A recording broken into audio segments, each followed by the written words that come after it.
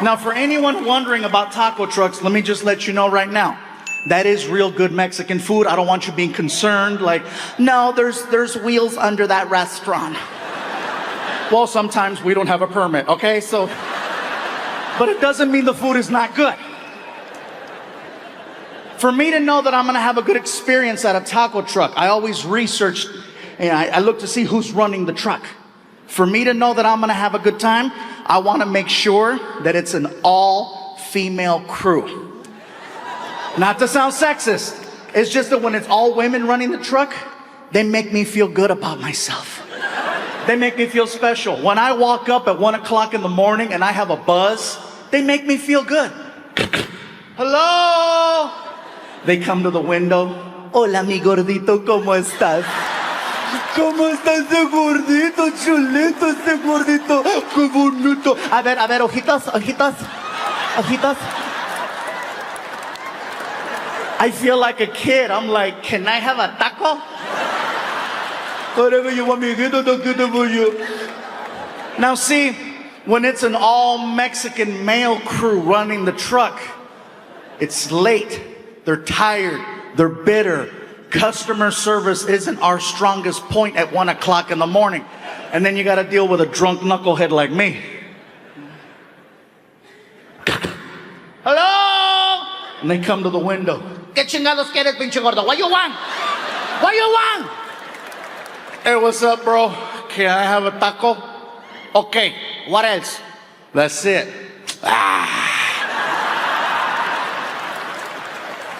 That's not even a word. But you know exactly what he just told you. For some reason, Mexican people and only Mexican people have this sound that comes out of us that can just discredit anything you put in front of it. It doesn't matter what it is, we can kill it with that sound. I just graduated from college, top of my class.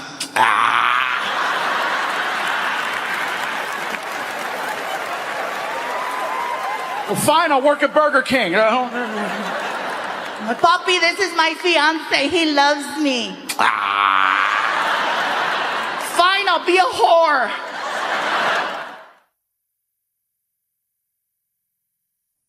I've been starstruck many, many times. As a matter of fact, this past year, I got to meet one of my childhood heroes. I got to meet Arnold Schwarzenegger. Now, some of you are clapping, some of you are like, wait. Well, here's the thing. I didn't love him as a politician, and I was too young to know him as a bodybuilder. All I knew is the movie Terminator was my favorite movie, and he was the Terminator. So, here's the story. I'm in LA at this red carpet event for some movie that I still haven't seen. I'm standing there with my publicist, okay? I'm standing there with my publicist, and she's explaining to me how the red carpet works. Listen, Gabriel, this is what's gonna happen. You're gonna go down the red carpet, and then the paparazzi's gonna start taking photos of you, and then someone's gonna ask you some questions. It's a lot of fun. Then we'll go inside, and then we'll go to the after party. It's gonna be great. As she's telling me this, I'm looking around, and I look over and I notice, I see him. I see Arnold Schwarzenegger, and I freak out.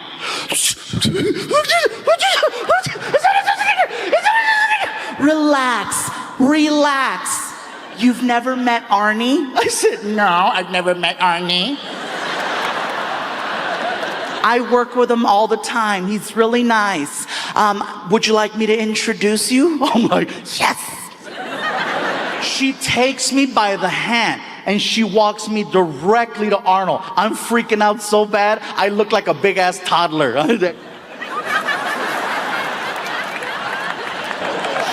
We get over to Arnold Schwarzenegger's area, and he's Arnold Schwarzenegger. He's already got a big group of people around him waiting to take a photo. So I'm just patiently waiting. As I'm watching him, you guys, I gotta tell you right now, no one on this planet is better at meeting people than Arnold Schwarzenegger. He is the greatest people meter I've ever witnessed. And the reason I say this is because when you meet him, he's very engaging. He grabs your hand, he pulls you in, he looks at you in the eyes, and he turns it on. When you meet Arnold, you get exactly what you think you're gonna get. It's awesome to watch. You know? How are you? So nice to meet you. You're so strong. You pump iron. Hey, look at you. This is incredible. Got these lights and this red carpet. This is incredible. Excuse me. How are you? Hey, you're so strong. You pump iron. This is incredible. Look at you. People are walking away from him, looking at their hand. They're looking at their hand, you guys. 10 minutes I'm watching Arnold Schwarzenegger light people up. And then I noticed something else. I noticed that Arnold has a handler, a guy who stands right behind him. And it's this guy's job to basically reset Arnold for the next person he's about to meet. Arnold Schwarzenegger will never cut off a conversation with the fan. The guy behind him listens in on the conversation and he determines when enough is enough, and then he signals Arnold to cut it off and move on. Here's the signal. He grabs the back of Arnold's arm right there 2 times. 1, 2. That lets Arnold know, cut it off, time to move on. Always to the left. Awesome to watch. This is incredible what these lights and these special effects is going on here. Excuse me. How are you? Nice to meet you. You're so strong. Hey! I'm like, oh. So I yell out to the handler, hey! And the handler turns around. Hit him! I want to meet him. Hit him! And he starts laughing because now he sees that I see how the Terminator is really working. So he gives me one of these. Next thing you know, he is lighting Arnold up. He is hitting Arnold so fast, Arnold can barely keep up. Excuse me, pardon me, excuse me, hello, how are you? Excuse me, pardon me, high five, high five, high five, high five, high five, pardon me, excuse me, hello, how are you? Very good. Pound, pound, pound, pound, pound, pound, pound, pound, pound, pound, pound, pound, pound. He's coming down the line, coming down the line, coming down the line, and I'm just waiting. And I stick my hand out and he grabbed it. How are you, son? I recognize you. I know who you are. You're the comedian who does the joke about the Indian man trying to rob a bank, but he cannot rob the bank because they are making fun of him. And in my head, I'm like, he knows me! Outside, I'm like, yeah, that's me. You are hysterical. Give me your contact information. You are the funniest person. Excuse me. How are you? Nice to meet you. You're so strong.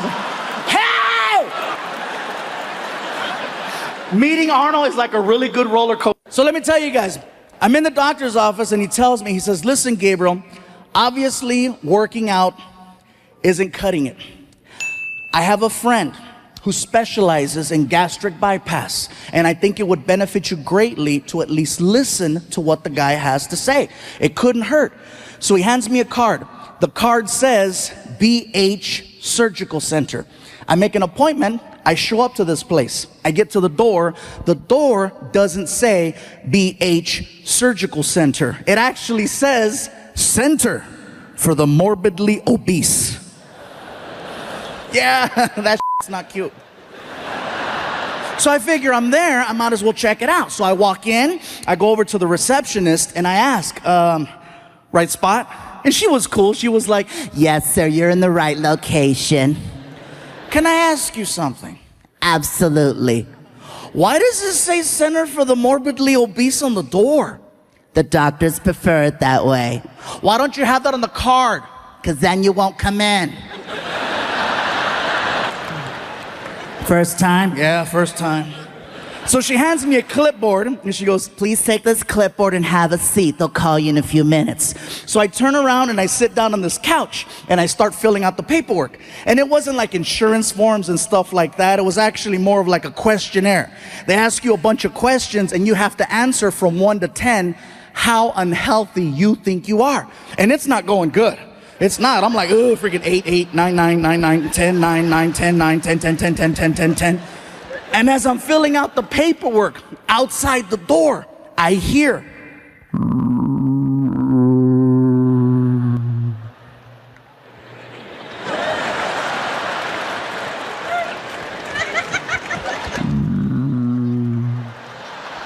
All of a sudden the door opens up and this dude walks in, freaking.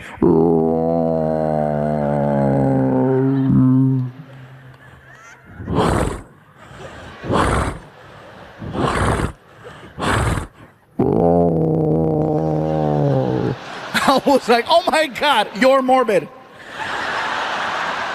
Immediately, my score got better. I'm like, shoot, I'm a 4-4, 3-3-3, 2-2-2, 1-1-1-1-1-1-1-1-1. I'm healthy by default. He makes his way over to the receptionist, and she's like, Are you here for the 8:30? Is this your first time here?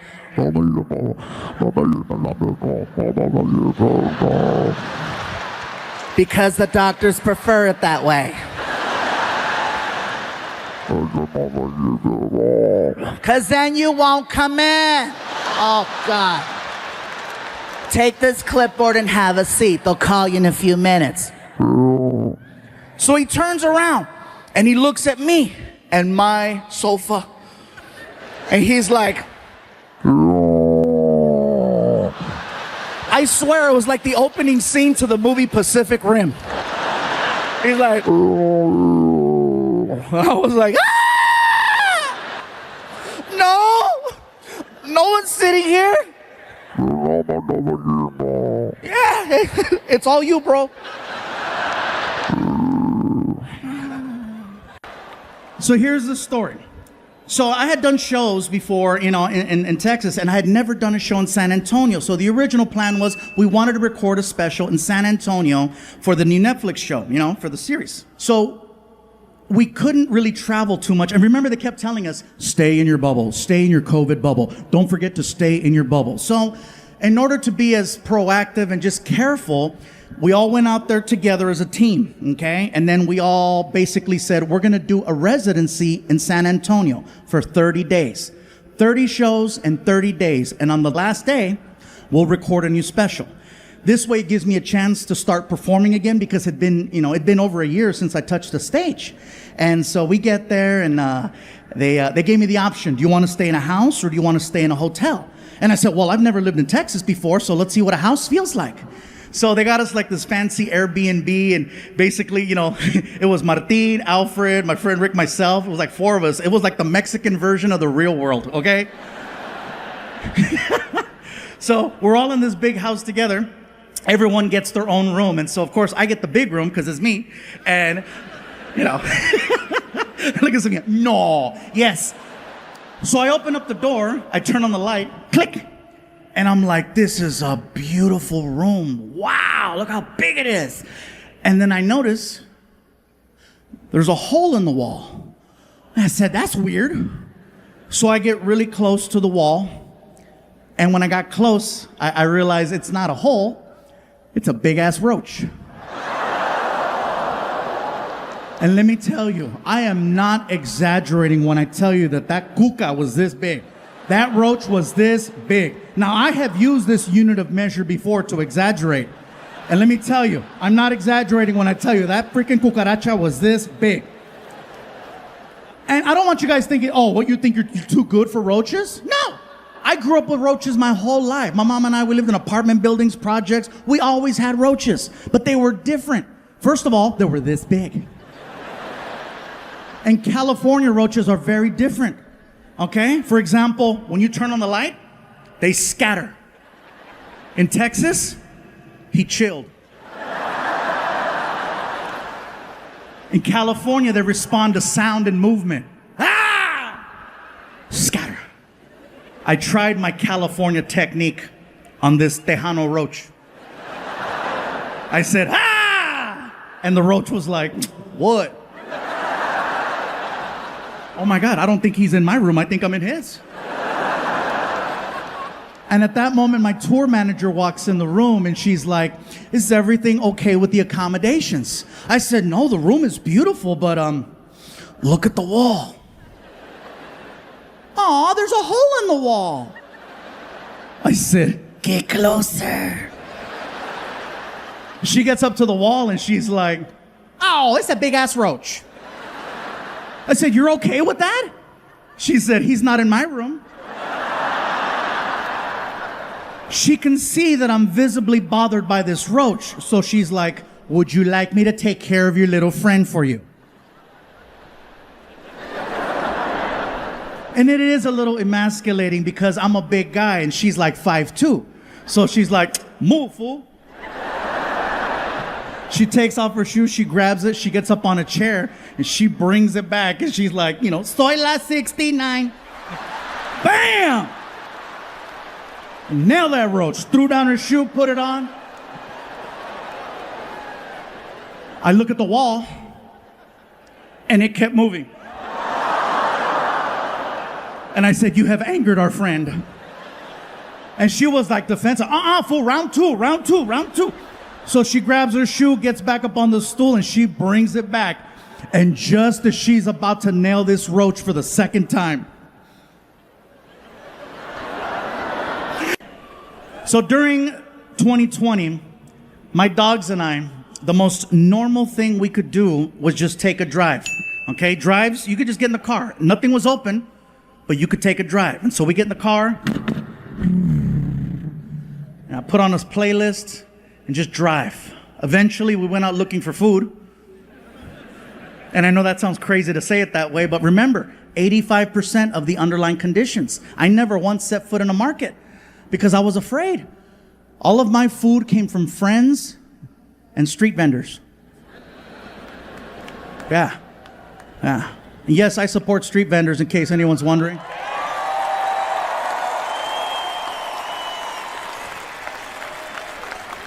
Because no matter what, they're working their asses off, again, trying to make a better life for themselves and for their families.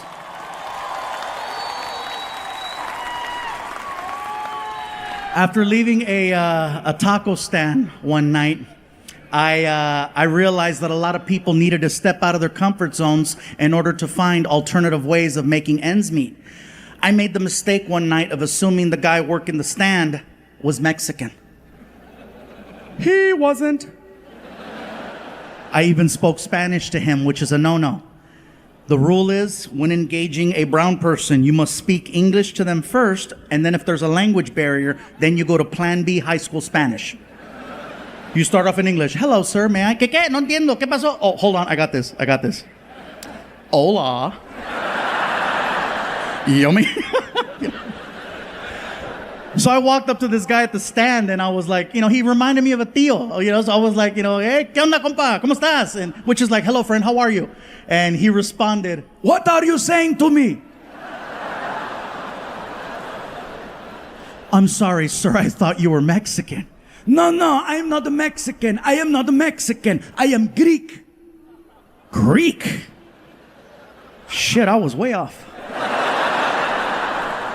I'm sorry, bro. It's late. I'm tired. Can I have 2 tacos? What do you mean, can I have 2 tacos? I just finished telling you I am not a Mexican. I am Greek. I do not sell taco. I sell gyro. Gyro? And then I remember seeing writing on the front of the cart, and I just thought it was like the guy's name or something, right? I was like, it spells it out. Gyro. So gyro. He got all pissy. It is not a gyro, it is gyro. That shit says gyro. It is gyro. Bro, I'm tired, it's late. What is a gyro?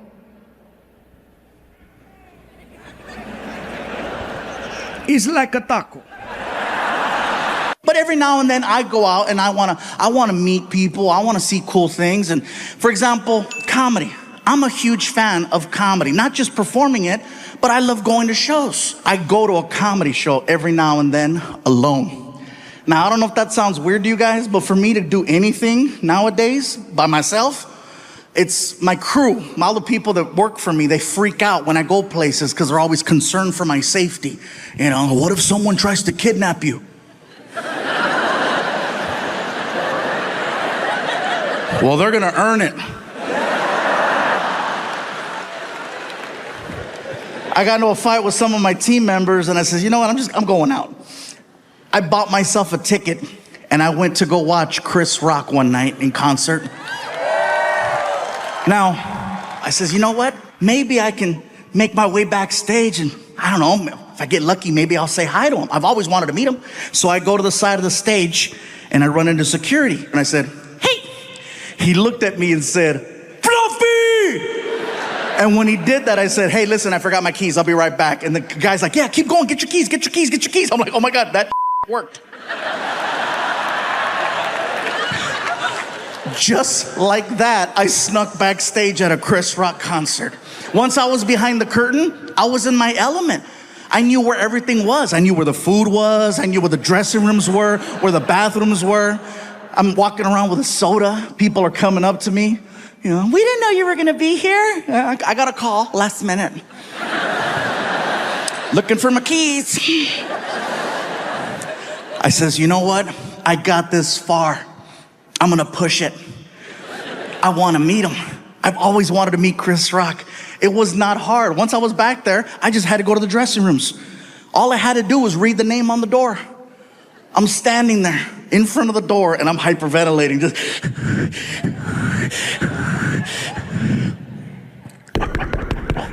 The door opens up and there's this man in there, this bodyguard who's just massive. I'm a big guy, but damn, dude was huge.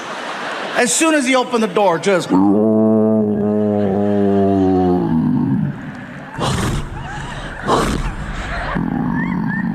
Welcome to Jurassic. Big! Grandote! And I'm standing there and I'm like, hi. And he's like, can I help you? Yes, my name is Gabriel. I'm a comedian and I wanted to see if I could say hi to Chris Rock, if that's possible. You say you're a comedian? Yes. Well, then you understand Chris is going over his material right now. He really ain't trying to talk to nobody. So I'll tell you what, player, if you want to come by after the show, you're more than welcome to. But right now, it's not a good time. Chris Rock is a busy man.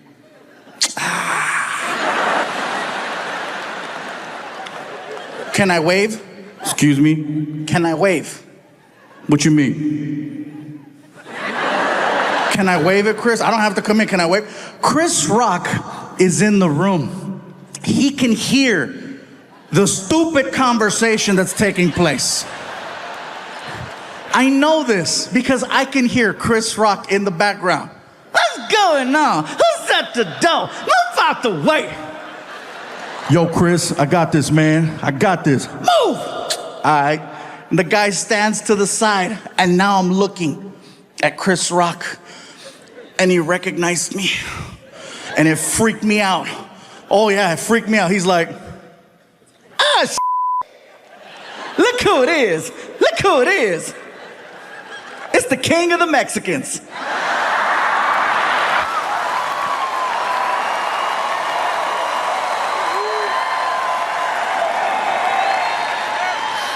Chris Rock called me the king of the Mexicans. For the rest of the show, everyone referred to me as El Chapo.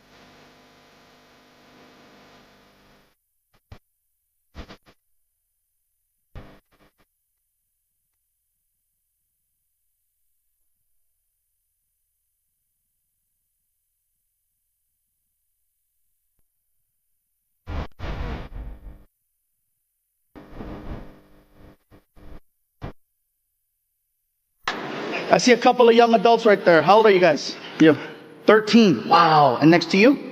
How old are you? You're 10. Okay. I'm so sorry for what Martin said. 10 years old. But you know what though? I can't feel too bad because you know what? 10-year-olds are young adults. You are a young adult. I don't see you as a kid. A kid to me, first of all, is someone who doesn't have access to the internet. You have, I'm sure, a tablet or a cell phone or access to online services, right? Services. What the hell is he talking about? Bad choice of words. You know what I mean, right? You've probably seen and heard a few things already, and the parents are like, no, not my child. No, I locked their phone. Yeah, but you don't lock their friend's phone. I feel bad whenever I say something that's kind of like risque, whenever parents bring like a 4-year-old, 5-year-old, 6-year-old, and yes, it happens. Then I feel bad because then I'll meet them after the show and I'm like, I am so sorry for what you heard me say. And it's always funny to see the parents say, oh, they hear worse at home. Nothing like watching a 4-year-old confirm that, you know, just... Nothing short of awesome. Nothing short of good vibes, okay? I have nothing bad to say about her. And not just because I signed a piece of paper that said I wouldn't say anything bad, but because at the end of the day, that is still my son's mom, and I need to make sure she can... It's a trip, man. The biggest character in my life is my roommate. This dude's like a big-time pothead. Are there any pot smokers out here? See, everybody that giggles probably is, huh? I swear to God, every morning I wake him up for work. Hey, Albert, wake up. What's up, Gabriel? Go back to bed, bro. All right, man. He came up to me one time with this. He goes, hey, Gabriel, have you ever stopped to wonder all the sounds that a car makes? I'm like, no, but I could just imagine what he must hear, right, when he's high. Like, let's say he's down the street and he's gonna drive over here right now. This is what I imagine he must hear.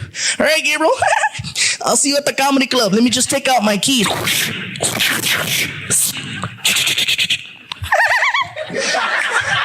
I'll walk over here to my car. You unlock the door.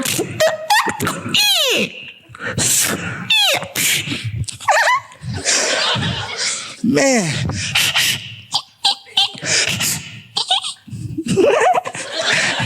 It's hot in here. I'm sorry for those of us in Austin who have money.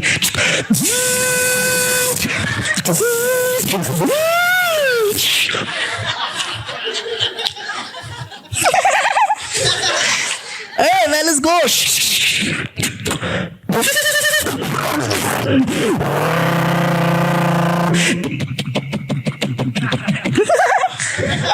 You know he's high because the power windows and the thing went down before the car was on. All right, man, let's go to the club.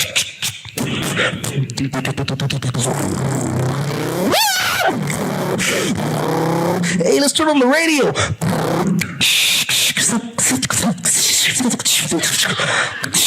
102.7 San Antonio. Como la flor, cántame. Aquí Selena.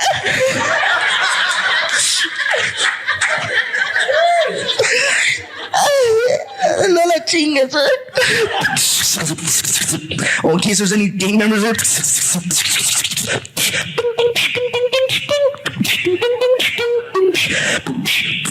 Get to a stoplight.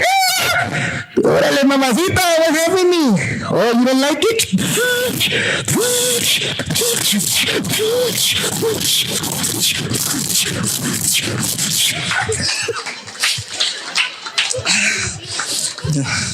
It's hydraulics.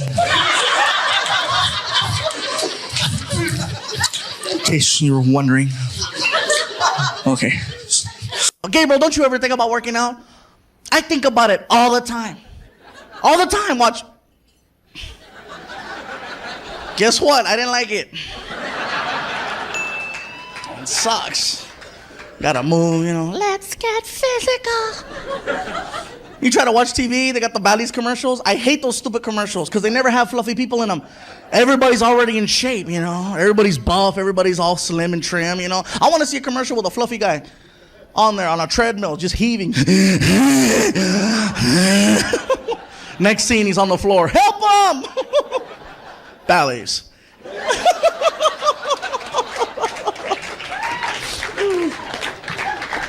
Working out. Every time I get motivated to try to work out, this is how I pump myself up, right? I'll pop in the Rocky DVD. Because the music, you get the...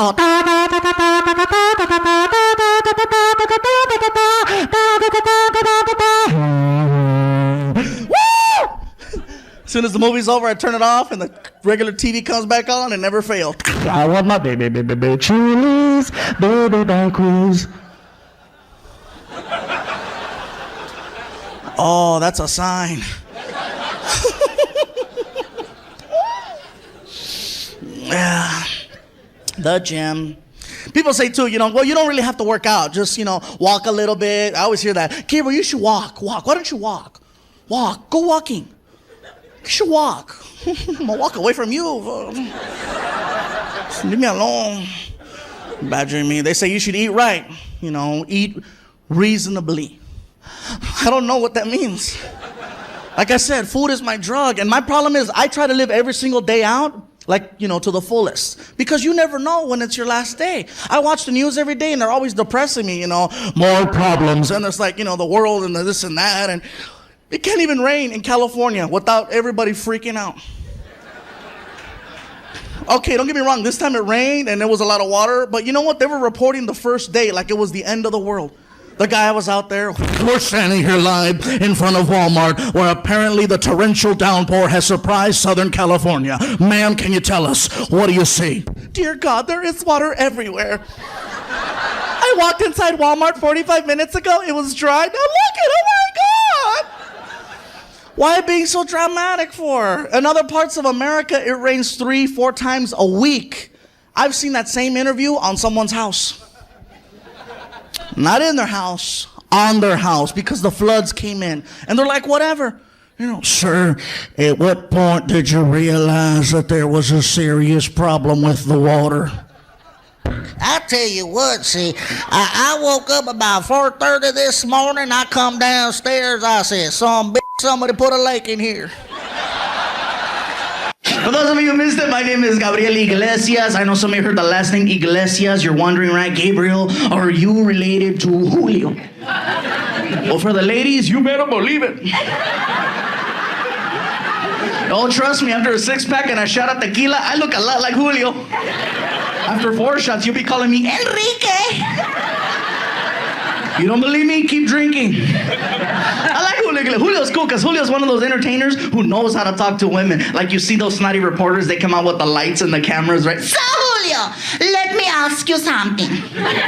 What do you think about your concert last month in Los Angeles, huh? And he comes out all cool and macho like a matador, just, hello. I am Julio. And you're so beautiful. I want to be with you.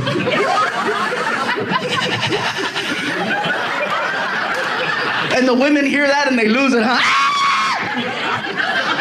See, me on the other hand, I'm a dork. I don't know how to talk to women. I don't. I'll walk up to a girl, I'll say the first thing that comes to mind. Hey, you hungry?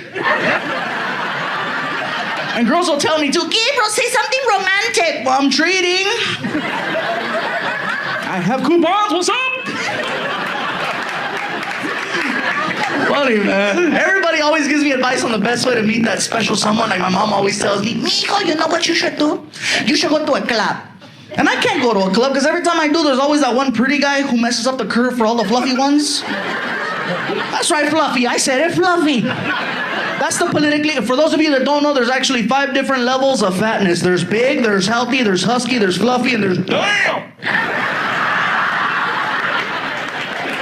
If you walk into a bar or a restaurant and the waiter or waitress looks at you and goes, damn, you need to go. But seriously though, the pretty guys always mess up the curve. Ladies, you know what I'm talking about. The pretty guys, the ones with the pretty hair, the pretty eyes, the smile. Ding! They walk in all sexy. Oh, you can't tell by the way I do not And all the ladies always go for the pretty ones. And ladies, don't say you don't because you do. I'm gonna let you know right now. If a pretty man is what you want, then by all means, make the connection. Get together. But I'll let you know right now, in the long run, a pretty man is gonna do nothing but lie to you, cheat on you, and break your heart. That's why, ladies, You need to start giving guys like me a chance. I'm serious, because the worst thing I'll ever do is have dinner without you.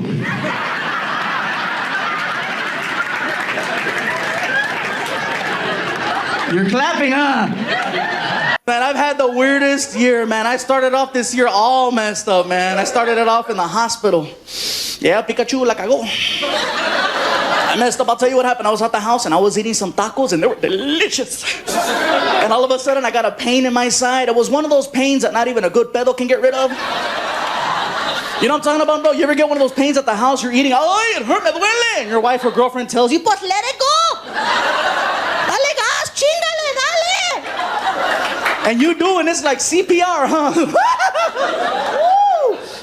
Well, try as I did, it didn't work. I wound up in the emergency room, and if, you guys do whatever you can to stay out of the hospital, because it was scary. It was, the first thing they did to me was they stripped me of all my clothes. And not in a sexy way either. It wasn't like, are you ready for Pikachu?